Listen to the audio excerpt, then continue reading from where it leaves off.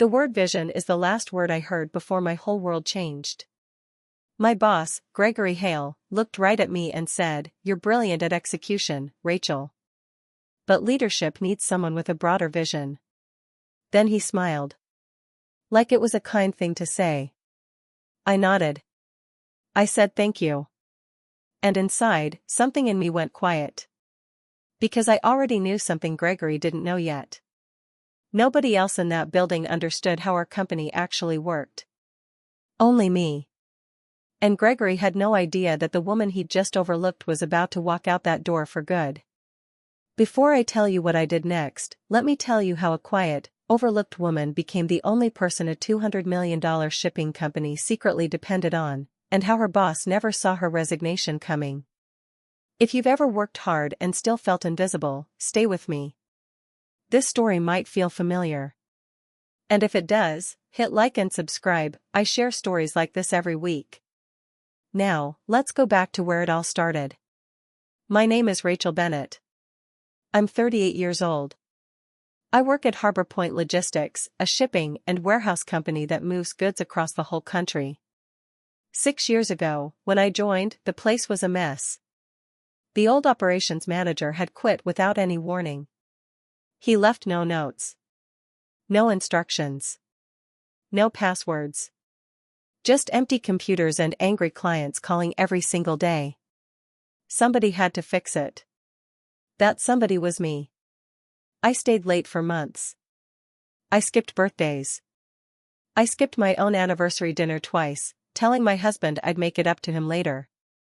I built a whole tracking system from nothing, a system that told us where every truck was, every package, every delay, in real time. I didn't do it because anyone asked me to in detail. I did it because I couldn't stand watching things fall apart when I knew I could fix them. But here's the part that matters. I never wrote any of it down. Every time I asked Gregory for time to create proper training documents, he said the same thing. Let's formalize it next quarter. Quarter after quarter, year after year, he said it. And quarter after quarter, I let it slide, because I was too busy keeping everything running. I told myself it didn't matter. I told myself the work would speak for itself eventually. I was good at my job. Really good. Clients asked for me by name. When the Denton account almost walked away 2 years ago, I was the one who flew out on a weekend, no extra pay, no thank you email, and fixed it before Monday morning. Gregory would tell people in meetings, "Rachel just gets it done." He said it like a compliment. It never felt like one. The whole system, the one thing keeping this company alive, existed in one place only. My head. Nobody knew that better than me. And Gregory assumed that meant I'd never leave. He thought people who hold everything together never walk away.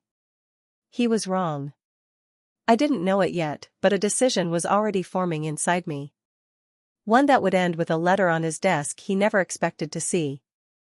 But first, you need to understand exactly what happened in that meeting, the one where everything I built got handed to somebody else. It was a Tuesday morning. Gregory called me into his office. Glass walls. City view. A chair that always felt too small for how long these meetings took. "Rachel," he said, "thank you for 5 years of hard work." Truly. I smiled. 6, actually. He didn't correct himself. He just kept going. "We've decided to promote Connor into the Senior Operations Director role." Connor.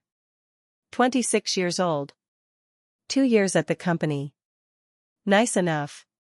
Friendly. Completely unaware of how anything actually worked behind the scenes.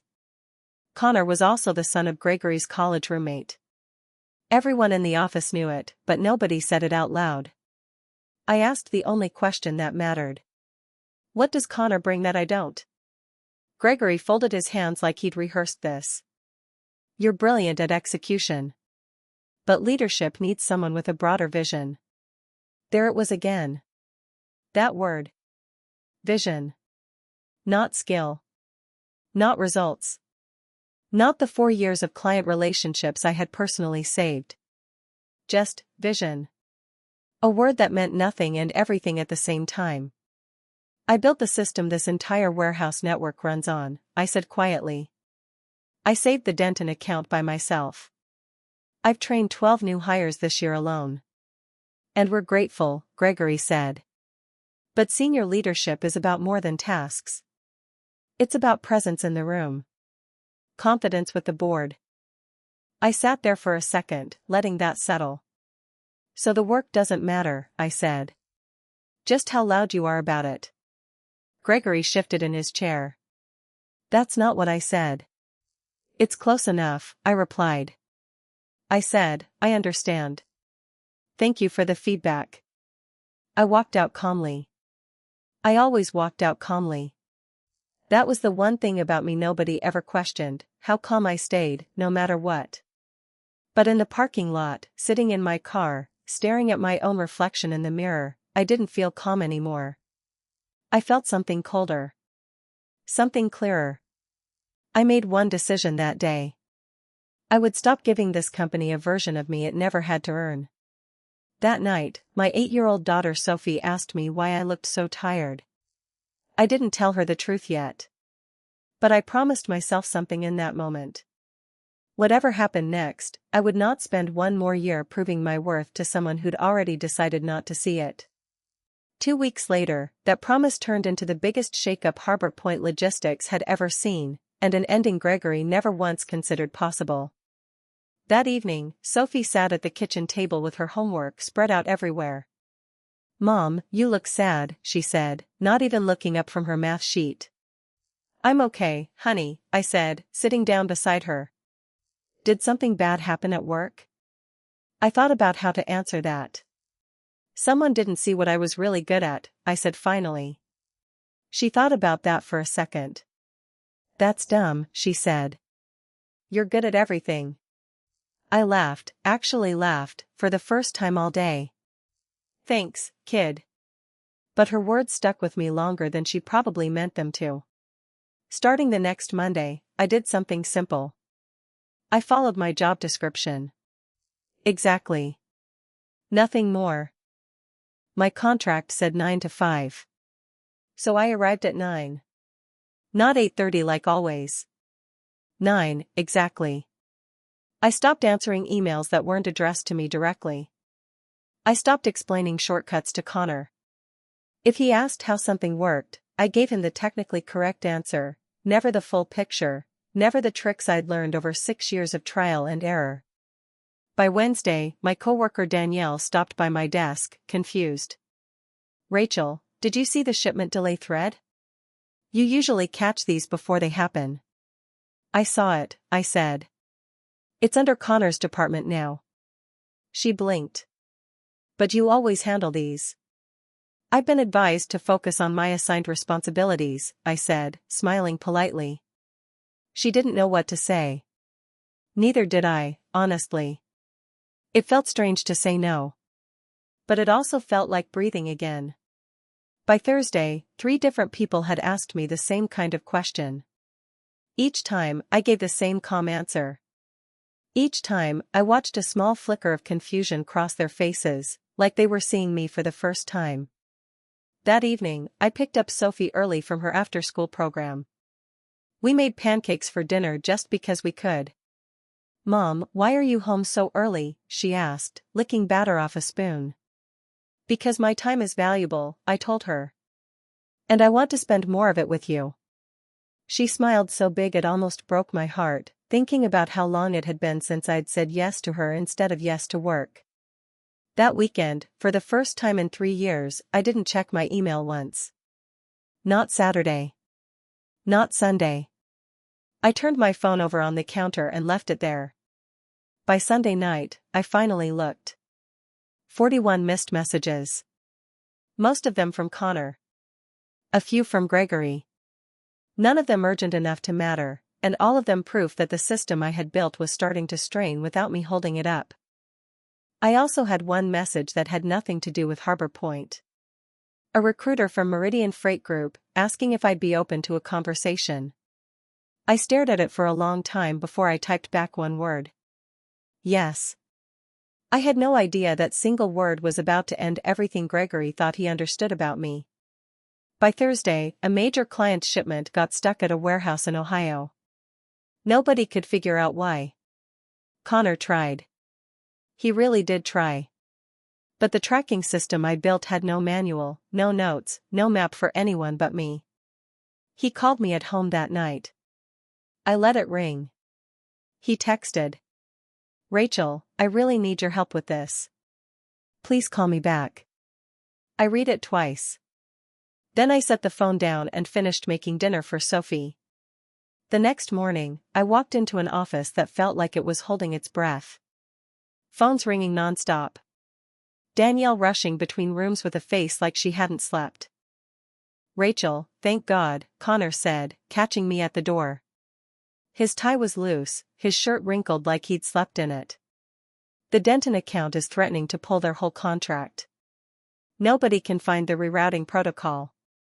"That's documented under warehouse operations," I said calmly. "I mentioned it in a meeting last spring." "There are literally hundreds of files in that folder," he said, his voice rising. "Can you just fix it?" "I'd love to help," I said. "But I have a scheduled compliance review this afternoon." His face went pale. "This can't wait until this afternoon. Denton is one of our biggest accounts." "I understand the urgency," I said. "Would you like me to reschedule the compliance review, or would you like me to prioritize Denton first thing tomorrow morning?" He stared at me like I'd started speaking a different language. Gregory's office door opened at that exact moment, and he stepped out looking older than I remembered him looking just 2 weeks earlier. What happened in the next 10 minutes would decide everything. Not just my future, but Gregory's too. Because in my bag, folded and signed, was something he never expected to see. "Emergency meeting now," Gregory's assistant said, appearing beside my desk. I walked in calmly, notebook in hand. Marcus Webb, the company's VP, was already sitting there, sleeves rolled up, papers scattered everywhere. "Rachel," Marcus said, visible relief in his voice. "We need your help with the Denton situation." I sat down. "Of course. Let me tell you exactly what's happening, and then I need to tell you both something else." Gregory's jaw tightened. "Let's cut to it. What will it take to fix this?" "Denton's rerouting protocol is in a shared drive Connor doesn't have access to yet," I said. "I'll send it over in 5 minutes. That part's simple." I paused. Then I reached into my bag and placed an envelope on the table. "The other part isn't." "What's that?" Marcus asked. "My resignation," I said. "Effective in 2 weeks. I've accepted a senior director position at Meridian Freight Group." The room went completely silent. Gregory blinked like the words hadn't landed yet. You're joking." "I'm not," I said. "Rachel, the promotion is yours," he said quickly.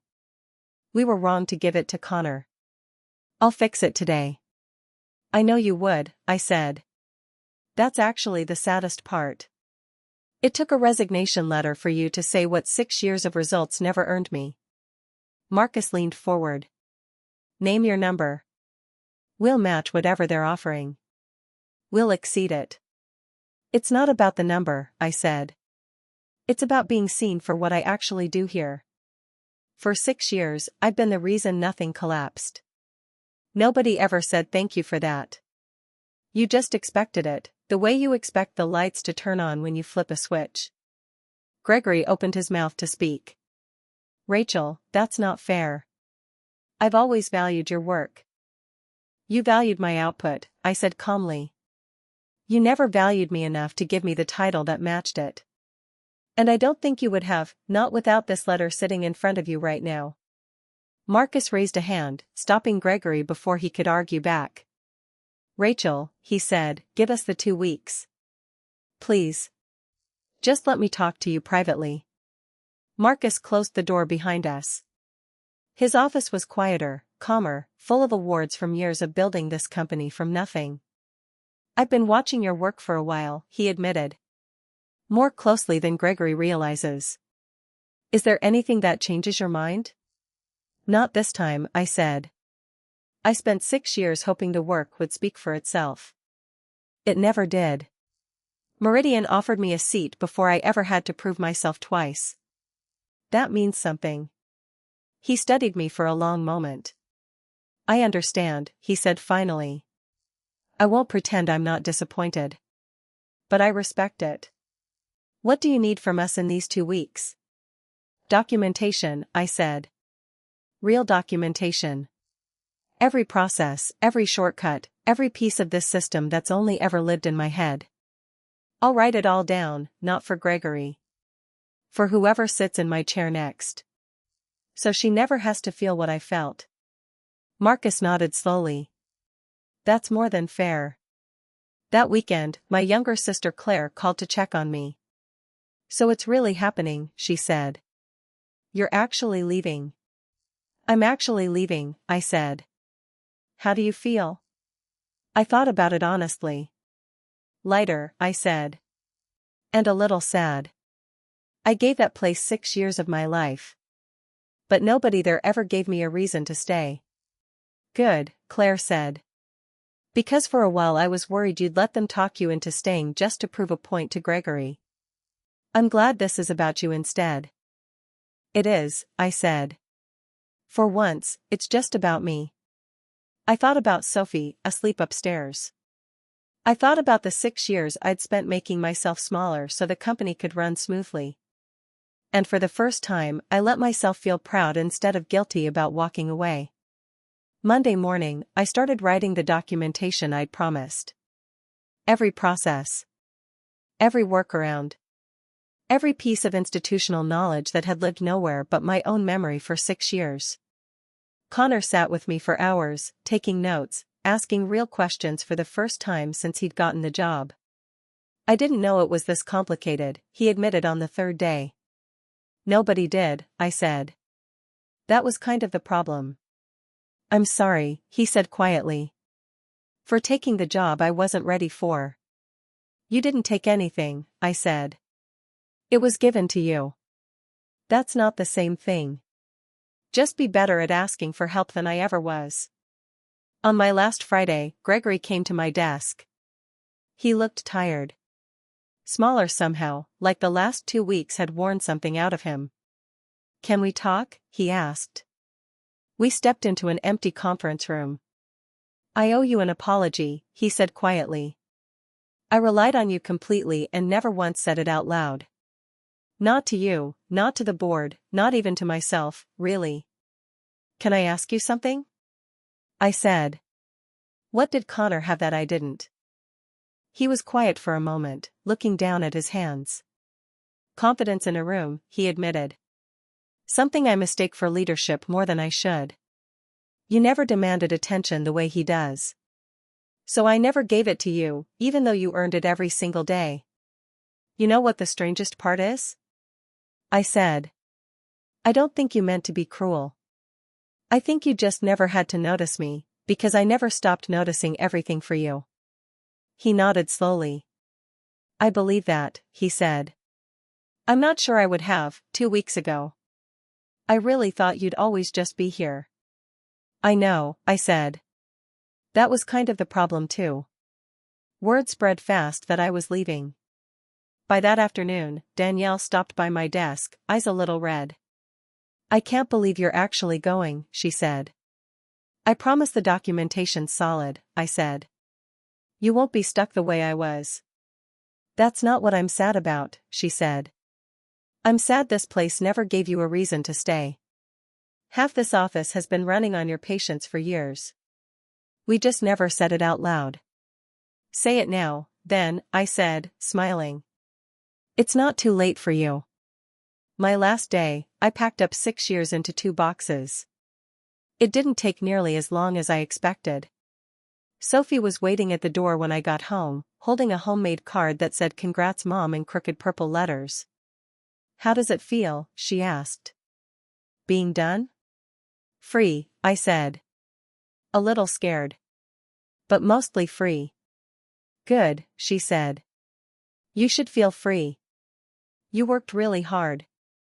3 months later, I was Senior Director of Operations at Meridian Freight Group, running a team that had been waiting for someone exactly like me, and telling me so, out loud, every single week. One afternoon, my phone buzzed. A text from Marcus. Denton just signed a 3-year renewal. Your documentation saved us. Gregory wanted me to tell you, he finally gets it. A little late, but he gets it. I read it twice, then set the phone down. I didn't need Gregory to get it anymore. I already knew what I was worth.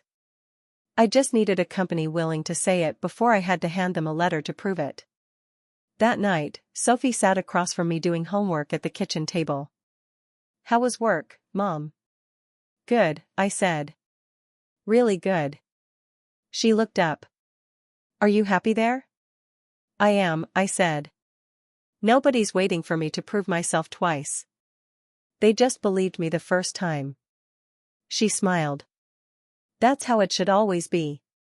If you've ever felt overlooked at work despite doing everything right, I hope this story reminds you of something important. You don't have to wait for someone to finally see your worth. Sometimes the clearest way to be seen is to walk away, and let your absence say what your presence never could. Don't wait for someone else to notice you. Build a life they can't afford to lose.